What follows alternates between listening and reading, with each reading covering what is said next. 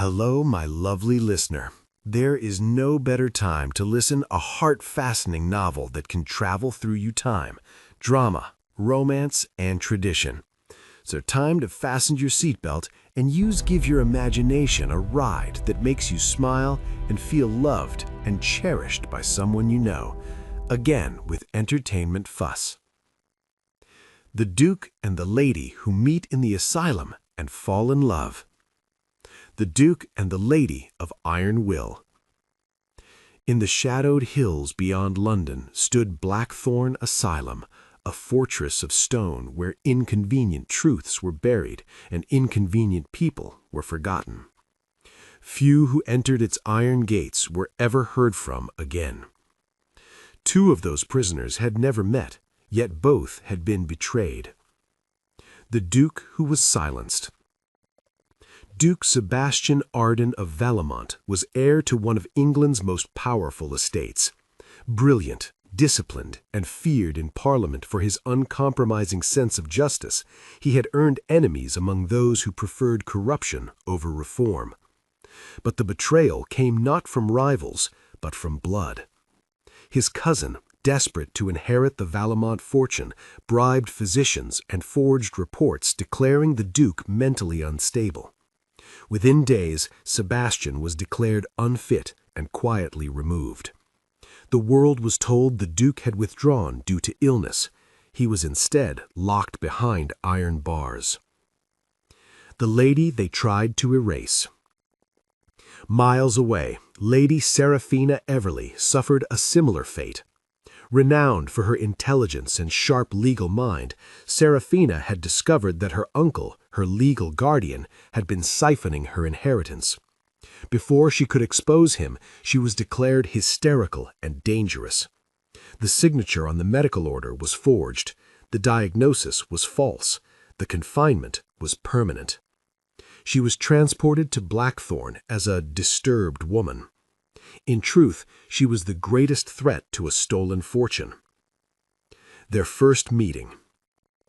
They met in the asylum library, a dim room lined with neglected books and barred windows. Sebastian noticed her first. Unlike the broken souls wandering the corridors, she sat upright, reading law texts with calm intensity. "Strange choice for a madwoman," he remarked. She looked up, unafraid.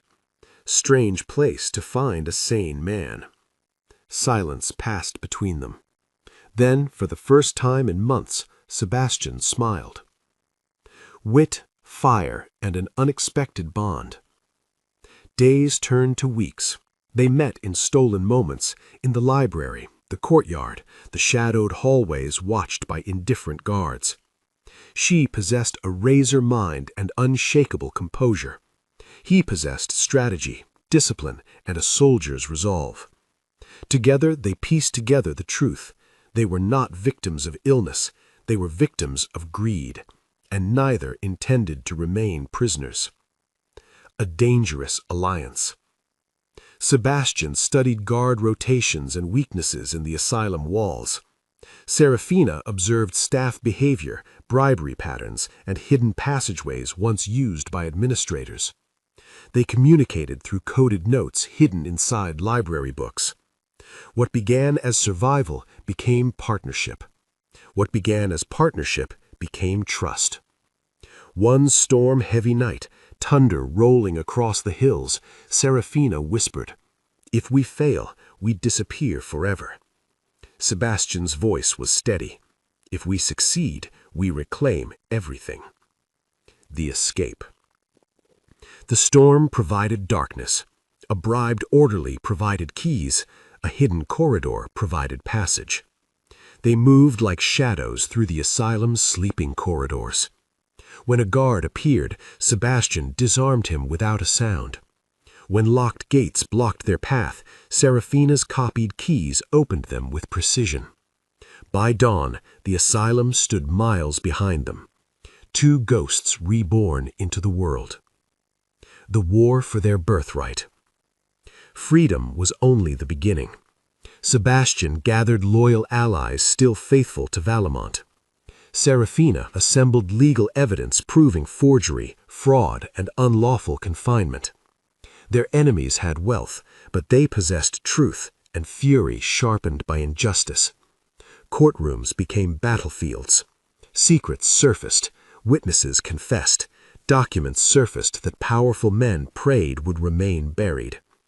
One by one, their betrayers fell. Sebastian's cousin was stripped of title and imprisoned. Serafina's uncle was exposed, disgraced, and ruined. Justice did not whisper, it thundered. Love forged in fire. Victory brought quiet at last. One evening, standing atop the Valamont cliffs, the sea wind tugging at her dark hair, Serafina spoke softly. We were forged in betrayal. Sebastian turned toward her, and tempered by survival. She met his gaze, no longer guarded, no longer alone. I never believed safety could exist in another person. His voice softened, and I never believed strength could feel like peace. Their hands met, not as allies, but as equals. The Duke and Duchess of Steel. Their marriage was not merely celebrated, it was witnessed as the union of two formidable forces. Together they rebuilt Valamont into a seat of power feared by the corrupt and revered by the oppressed.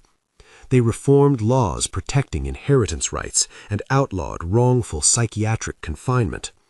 No noble dared challenge them, no injustice escaped their notice. They became known across England as the Duke and Duchess of Steel. Rulers forged by betrayal, protectors shaped by survival, lovers united by fire. Legacy. Their story spread beyond court gossip into legend. Not because they were born powerful, but because they reclaimed power when the world tried to erase them. And in quiet moments, when the war was long over, Sebastian would still find Serafina in the library, reading beneath warm candlelight, the place where it all began. If you enjoyed this story, don't forget to like, comment, and subscribe to Entertainment Fuss, because the next secret is waiting to be revealed.